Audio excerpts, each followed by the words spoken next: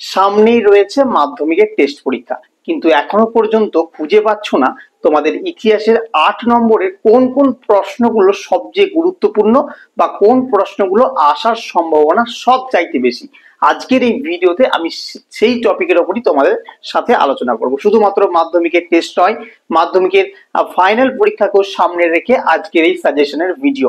তোমাদের যে যে অধ্যায়গুলো থেকে তোমাদের 8 নম্বরের প্রশ্ন হবে, সেই অধ্যায়গুলো থেকে তোমাদের সবচেয়ে গুরুত্বপূর্ণ যে প্রশ্নগুলো একেবারে আসার মতো, সেই প্রশ্নগুলো তোমাদের বলে দেবো। তোমরা পরীক্ষার আগে সেই প্রশ্নগুলি যদি পড়ে যাও ঠিকভাবে, তুমি একেবারে 100% তুমি সবকটা প্রশ্ন তুমি কমন পেতে বাধ্য, এমনকি পাবেই।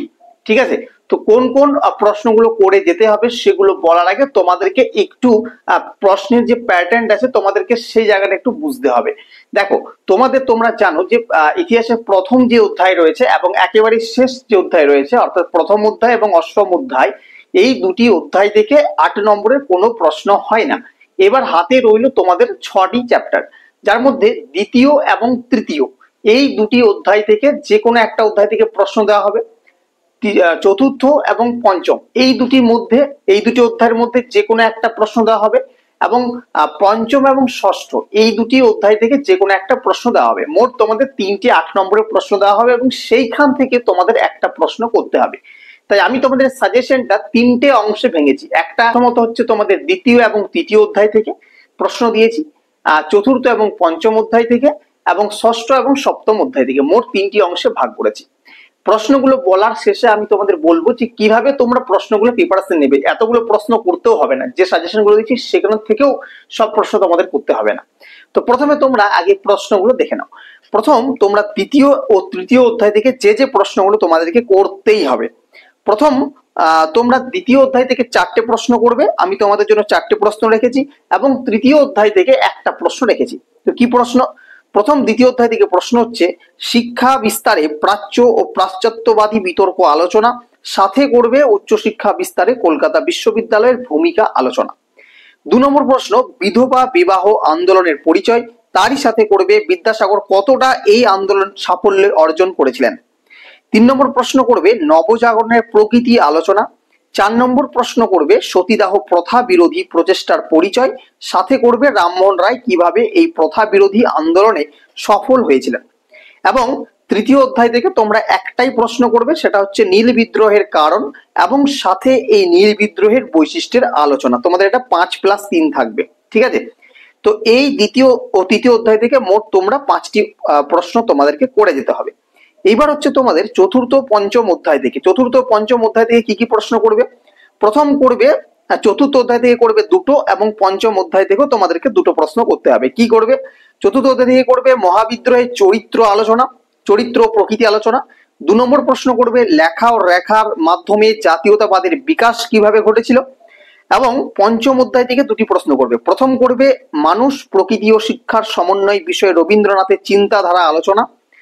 দ্বিতীয় করবে বাংলায় বিজ্ঞান ও কারিগরি শিক্ষার বিকাশের পরিচয়।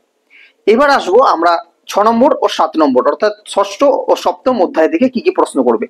6 নম্বর অধ্যায় থেকে তোমরা 2টি প্রশ্ন করবে, এবং 7 নম্বর অধ্যায় থেকেও 2টি প্রশ্ন করবে। কি করবে?